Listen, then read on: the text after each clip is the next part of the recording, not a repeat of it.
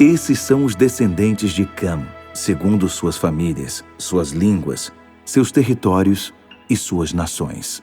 Este é o Olá, resumo rápido bem-vindos. sobre a origem da Este é o civilização em comentário Gênesis bíblico 10. João 8:32. Embora pareça só uma É um lista grande aborrecida, privilégio o estarmos versículo aqui para 20 mais é, uma análise literalmente, o profunda único aos mapa textos antigo que bíblicos. explica como Sem toda a dúvida. humanidade se E estruturou hoje, após o dilúvio. a maioria de quem nos ouve Sabem, provavelmente nós costumamos pressupõe que a saltar estas diversidade listas global, genealógicas, as fronteiras, mas tipo, e se esta as for a milhares de certidão de línguas que nascimento existem da por nossa aí, sociedade que moderna? tudo isso é o resultado de primeiro temos a milénios de organização em acidentes 4 pilares. geográficos, A não é? linhagem de Cam Migrações vai do micro ao caóticas, macro. guerras Famílias, territoriais, pronto. línguas, Exatamente, territórios é e a visão mais nações. comum. Pensem Mas e nisto se a como planta o nosso arquitetónica sistema moderno de digamos moradas. assim, toda a Primeiro a vossa geopolítica casa, moderna depois a estivesse cultura local, codificada o código num postal único e, por fim, versículo. o vosso país. Um versículo que a Segundo, vasta maioria das reparem na pessoas matemática simplesmente da salta por cima diversidade. quando está a ler a A Bíblia. chamada E é Tábua das precisamente Nações essa tem premissa exatamente fascinante 70 nomes. que nos E no traz pensamento Gênesis, hebraico, o capítulo 70 10, representa a versículo totalidade 20. da Terra. Se formos ler É por isso na que versão lá à mais à frente, mensagem, em Lucas o texto 10, afirma Jesus de forma envia categórica: propositadamente 70 esses são os discípulos. descendentes de Então, Cã, será que este segundo número suas 70 foi a famílias, forma antiga suas de nos línguas, dizer que seus territórios absolutamente e suas ninguém nações? fica de fora do Pois, radar à divino? primeira vista Por fim, parece o propósito apenas da dispersão. mais um O mecanismo teólogo literário John antigo, Wesley e a pronto, autora para Ellen encerrar G. um White segmento. indicam Claro, que um as ponto final no fronteiras não parágrafo. são Sim. acasos Custa-me geopolíticos, um pouco mas a sim crer o que um governo único providencial versículo de tão Deus. árido seja Até a as linhagens planta mais de toda a complicadas, civilização. como a de Soa Canaã a ou a de um Babel, exagero não são analítico, anónimas, percebes? mesmo Percebo que essas perfeitamente. nações O que é que está originais no já se texto tenham original fundido que com nos o tempo. escapa a nós, os Se a leitores diversidade comuns? de Porque, povos e sejamos fronteiras honestos, já era o plano isto soa original, a mais uma deveríamos daquelas olhar para a genealogias diferença não como intermináveis uma que a ameaça, malta costuma mas ler na como um diagonal espelho durante a da escola vastidão do bíblica. Criador. Pois é, mas o A nosso diversidade objetivo humana, hoje com as é suas outro. várias Exato. famílias, A nossa missão línguas e nesta territórios, análise aprofundada não é um de hoje acidente é da história. É a dissecar estrutura este intencional texto, do projeto rasgar original. esta superfície documental e tentar perceber qual é a engenharia real por trás destas palavras. E para dissecar essa ideia de exagero, como lhe chamaste, é preciso olhar primeiro para a mecânica do hebraico original, porque o autor não está ali a tirar nomes ao acaso. Não é só uma lista telefónica antiga. Longe né? disso. O versículo assenta em 4 palavras-chave, 4 termos que funcionam, na verdade, como os pilares de toda a sociologia humana. A progressão começa com uma palavra hebraica que é mishpachotam. Que significa o quê, exatamente? Traduz-se por suas famílias. Mas atenção, no mundo antigo, a família não é este núcleo moderno em que pensamos hoje. Pai, mãe, 2 filhos e um cão. Pois a nossa visão suburbana. Exato. Naquela época, a família é o clã biológico. É a unidade de sobrevivência básica. Estamos a falar de um contexto onde a partilha de recursos e, pronto, a lealdade de sangue ditam quem vive e quem morre quando há fome ou perigo. Mas espera aí, se o objetivo era categorizar a humanidade primitiva, por que é que o texto salta logo a seguir para a língua? Porque, pelo que disseste, a segunda categoria é Lilashonotam, suas línguas. Sim, exatamente. Porque não classificar as pessoas, sei lá, pela cor da pele, ou até pelas profissões. Tipo, estes são os agricultores e aqueles os pastores. É uma excelente questão, porque a língua, no fundo, é o sistema operativo de uma cultura. A língua dita a forma como um grupo inteiro pensa. Como processam a realidade, não é? Nem mais, como processam conceitos abstratos, tipo o tempo, a ideia de justiça ou até mesmo a divindade. Quando um grupo partilha um idioma, partilha uma visão do mundo. Faz sentido. É um marcador supremo de identidade, mas também de separação, porque, repara, se 2 clãs não se entendem, a cooperação cessa ali mesmo, a desconfiança começa. E só a seguir a esse filtro mental da língua é que o texto avança para o filtro físico, que é Batshotam ou seus territórios. O espaço físico delimitado, pronto, a montanha que serve de muralha natural, ou sei lá, o rio que fornece água a uma região. Exatamente. O território dita a economia e a defesa de um povo. E, finalmente, esta pirâmide toda culmina em Bagoyam, que traduzimos por suas nações. E aqui a nação já não é apenas o sangue, a língua ou a geografia. Já é algo muito mais complexo. Muito mais. É uma entidade política estruturada. Já envolve leis, hierarquias sociais, um poder centralizado. Portanto, o texto de Gênesis mostra que a humanidade passou do mais íntimo, a tenda familiar, para o mais complexo, que é o Estado político. Sabes o que me vem à cabeça? Para quem nos ouve, imaginem-se com o telemóvel na mão a abrir uma daquelas aplicações de mapas. Boa analogia. A primeira coisa que surge no ecrã, tipo com o zoom in no máximo, é aquele pontinho azul que indica a sala de estar da nossa própria casa. Isso seria o clã, a família. Certo. Depois, ao afastar a imagem no ecrã com os dedos, começa a notar-se a região à volta. Começamos a ver as pessoas que partilham o mesmo sotaque, as mesmas expressões locais. Isso seria a língua. Exato, o segundo nível. E se afastarmos um pouco mais, surgem os rios, as montanhas, as linhas que dividem os distritos, o território. E, num último movimento, pronto, o ecrã revela o país inteiro inserido no globo terrestre, a nação. A questão que eu te coloco é: esta progressão não soa algo perfeitamente orgânico e acidental?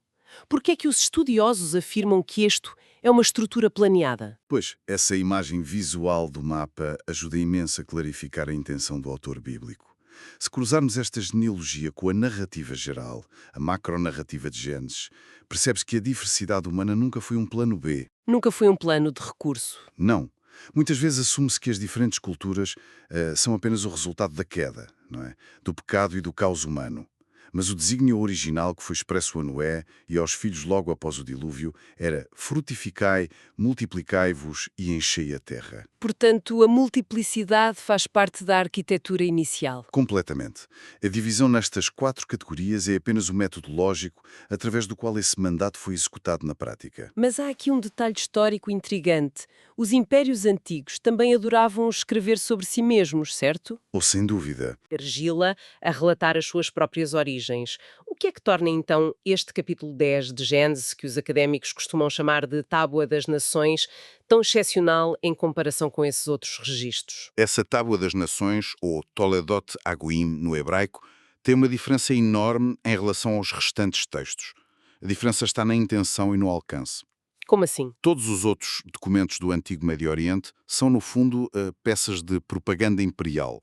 Os egípcios e os babilónios registavam as origens deles para provar que tinham descendido diretamente dos deuses. Para justificarem a superioridade. Exato.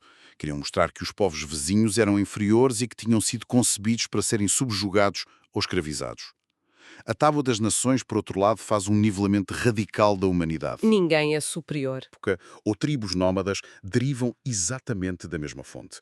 Partilham a mesma base familiar. Olha, deixa-me trazer aqui um elemento que acho fascinante. Estava a analisar as notas do teólogo John Wesley sobre o Antigo Testamento para prepararmos esta sessão. Wesley tem apontamentos brilhantes sobre isto. Tem mesmo. E ele argumenta que, ao longo dos séculos, as trilhas genealógicas da esmagadora maioria destas nações foram completamente apagadas da história. E se pensarmos bem, faz sentido mecânico, porque os impérios existem para apagar nações. Sim, a assimilação forçada. Quando um império antigo conquistava um território, a primeira coisa que fazia era proibir a língua local, forçar a malta a assimilar-se, a promover casamentos mistos e desmantelar a identidade do clã. O rio da história acabou por lavar o ADN cultural de quase toda a gente. Pois lavou, o que nos conduz, na verdade, a uma anomalia estatística e histórica que o próprio Wesley sublinha. Precisamente. O Wesley nota que, no meio de toda esta mistura caótica, no meio desta destruição de arquivos que os impérios provocavam, a linhagem judaica foi preservada intacta através dos milénios. É um milagre histórico, de facto. É que se os impérios apagaram todos os registros e forçaram a tal assimilação global, a teoria da preservação cai por terra para quase todos os povos. Como é que essa linhagem específica sobreviveu a esta lavagem implacável da história antiga? Bem, sobreviveu devido a um mecanismo muito rigoroso de, chamemos-lhe, quarentena teológica. O autor bíblico e a tradição hebraica entenderam desde cedo que a sua sobrevivência não era apenas uma questão de orgulho étnico. Era uma necessidade redentora. Tinha um propósito muito maior. Tinha. Havia promessas proféticas de que o Messias surgiria de uma tribo muito específica, Judá, e de uma família muito específica, a descendência de David. Ora, para que essa promessa fosse auditável, Rastreável séculos mais tarde. se mesmo. Para ser rastreável, as leis de pureza, os rituais, as restrições matrimoniais e até dietéticas funcionaram como uma autêntica muralha cultural, enquanto outras nações foram absorvidas, porque os limites delas eram apenas territoriais ou físicos. A nação judaica foi preservada porque as suas fronteiras eram textuais. eram religiosas. Foi uma intervenção deliberada na lei da entropia histórica. Sim, foi a providência a garantir que o registro chegava intacto ao Novo Testamento. E isso levanta um pormenor matemático nesta lista de Gênesis 10 que é muito difícil de ignorar. É que a Tábua das Nações não é um recenseamento exaustivo de cada ser humano que respirava na altura. Não, de todo. Ela lista exatamente 70 nomes de fundadores, ou 70 nações. E quem estuda o texto bíblico sabe que os números nunca são meras estatísticas ou erros de arredondamento. O 70 tem uma carga teológica imensa, não é? Quem tem uma carga colossal. No pensamento hebraico, o número 70 é o símbolo definitivo da totalidade terrena. Quando Gênesis 10 codifica a humanidade em 70 povos, está na verdade a estabelecer um mapa mental. Para o leitor antigo perceber. Sim, a mensagem subliminar é muito clara. Isto engloba a humanidade na sua plenitude. Ninguém fica de fora da supervisão providencial do Criador. Torna a ligação com o Novo Testamento que falaste há pouco ainda mais fascinante. Porque se formos ler o Evangelho de Lucas, no capítulo 10, deparamos-nos com aquele momento em que Jesus envia um grupo de discípulos para prepararem as cidades para a sua chegada. Exato, o envio dos 70. E reparem que ele não escolhe 12 nesse momento, ele escolhe enviar exatamente 70 discípulos. E isto não me parece ser uma questão de gestão de recursos humanos ou de lotação máxima. Claro que não. É altamente intencional. Jesus está a emitir uma declaração teológica estrondosa. Ao enviar exatamente 70 mensageiros, ele estava basicamente a dizer à elite religiosa da época que a restauração que o Evangelho trazia não estava limitada àquela linhagem judaica, aquela que tinha sido cuidadosamente preservada, como explicaste. Estava a apontar para um mapa original. Era uma missão desenhada para cobrir todas as 70 nações daquele mapa de Gênesis, penetrando em todas as famílias, línguas, territórios e nações. Essa ligação ilustra tão bem como a Bíblia opera numa continuidade estrutural impressionante. A coerência do início ao fim. Mas o versículo que estamos a dissecar hoje, lembramos-nos que é o versículo 20, exige que olhemos para uma parte desse mapa que é bastante mais espinhosa. Mais problemática. Sim, porque o texto não fala das 70 nações no seu todo ali naquele versículo, mas foca-se nos descendentes de Cam, e lista os 4 ramos principais dessa árvore específica: Cush, Mizraim, Put e Canam. Pela perspectiva da geografia histórica, esses nomes acabaram por mapear regiões que definiram o mundo antigo, certo? Cush, por exemplo, está invariavelmente associado às regiões a sul do Egito. Sim, englobando áreas do que hoje é o atual Sudão e a Etiópia. Mizraim, se não estou em erro, é a própria palavra hebraica para o Egito, a grande superpotência do Nilo. Exatamente. O grande império. Depois temos Put, que é maioritariamente ligado aos povos do norte da África, ali na zona da Líbia atual. E claro, Canaã, que designa toda aquela faixa costeira do Levante, a região que viria a ser intensamente disputada e conhecida como a Terra Prometida. O que é mais interessante nisto tudo, e que também é suportado pelas reflexões do John Wesley que mencionaste há pouco, é que estes nomes deixaram rapidamente de ser apenas figuras ancestrais. Passaram a representar muito mais. Tornaram-se designações para aglomerados humanos maciços. Tornaram-se impérios. A fluidez da história é incrível. Alguns clãs cresceram, outros foram absorvidos e acabaram por mudar de nome. Mas a questão fundamental aqui, e que temos de abordar, transcende a geografia. Pois tem a ver com a bagagem moral. Tem a ver com a pesada bagagem moral desta linhagem específica de Cam. E olha, deixa-me interromper aí porque isso levanta um problema teológico óbvio quando fazemos uma leitura atenta do texto. A linhagem de Cam está associada a uma tensão teológica severa logo desde o início. Sem dúvida. Começa logo no capítulo 9. Exato.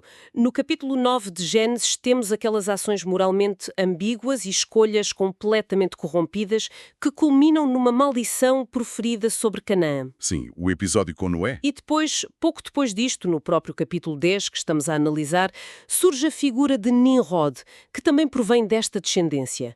Ele estabelece um império e lidera a infame rebelião da Torre de Babel. O grande arquiteto da rebelião global. E ao trabalho de lhes conferir uma estrutura organizacional tão oficial nas Escrituras. É uma excelente pergunta. Não faria muito mais sentido, numa perspectiva de narrativa divina, varrê-los do mapa para focar apenas nas linhagens que eram puras ou obedientes? Sabes, essa dúvida atinge mesmo o cerne da mecânica da justiça e da providência que vemos no Antigo Testamento.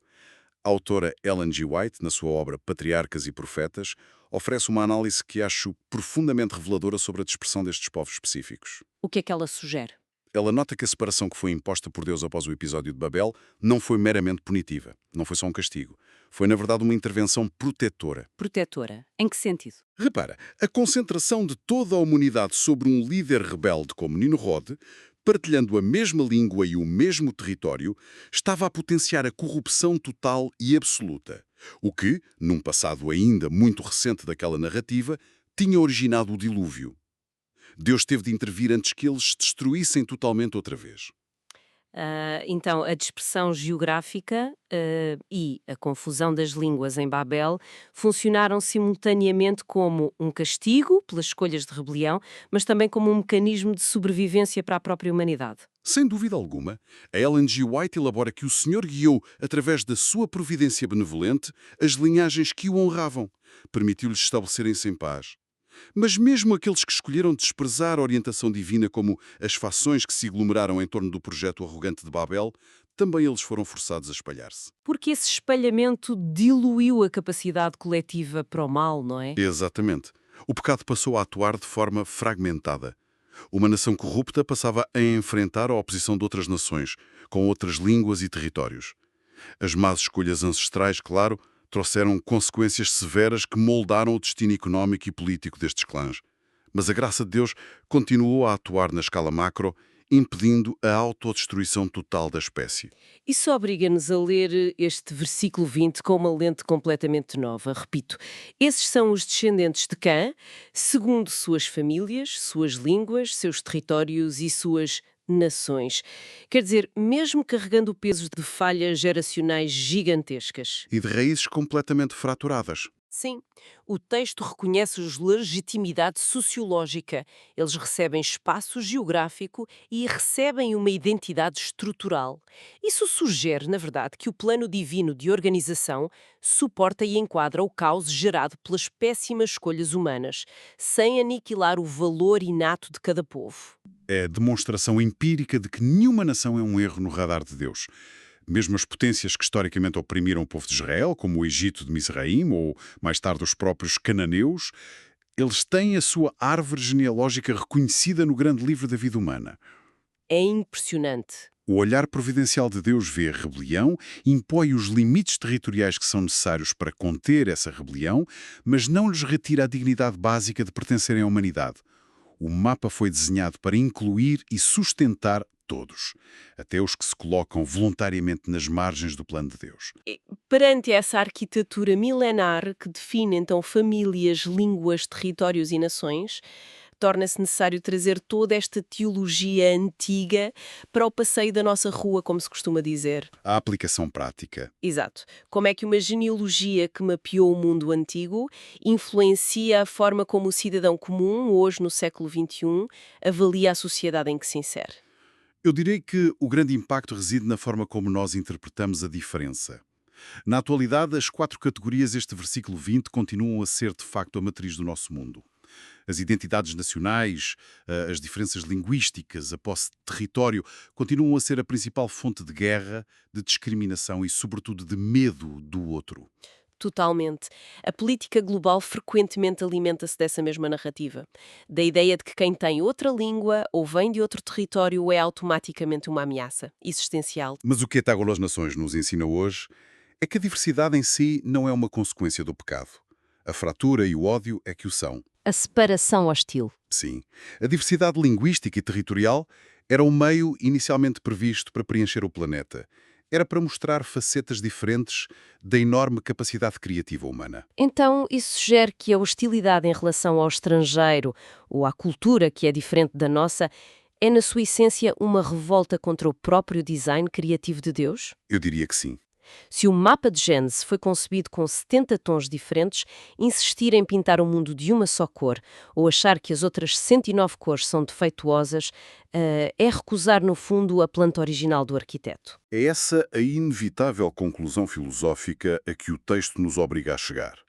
Exige que a nossa mente contemporânea pare um pouco e avalie se as fronteiras que nós construímos, e refiro-me a fronteiras mentais e sociais no dia-a-dia, se estão alinhadas com o reconhecimento de dignidade que o próprio Deus concedeu, até às nações mais complexas e moralmente conturbadas da antiguidade.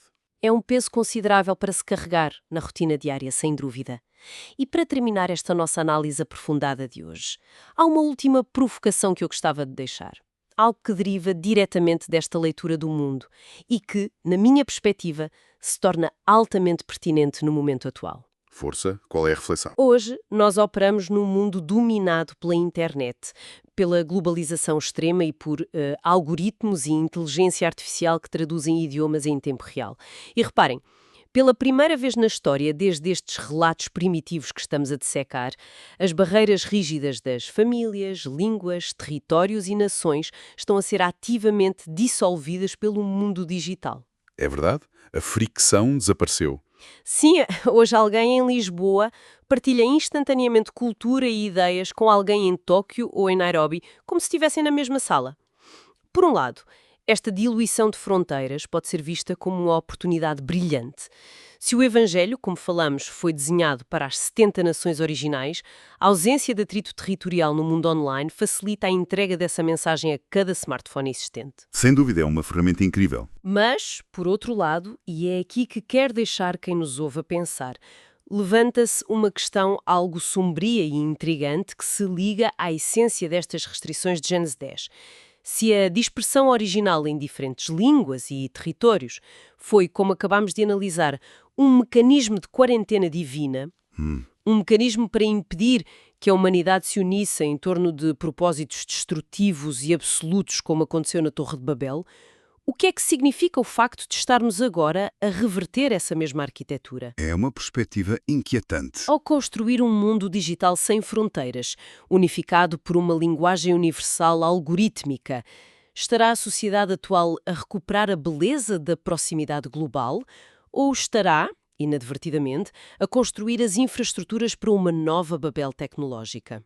Uma excelente pergunta para reflexão pessoal. Fica o pensamento para todos os que nos acompanharam hoje refletirem de que forma é que as nossas ligações diárias honram a diversidade do Criador, mas sem cedermos à tentação orgulhosa de brincarmos aos arquitetos do universo.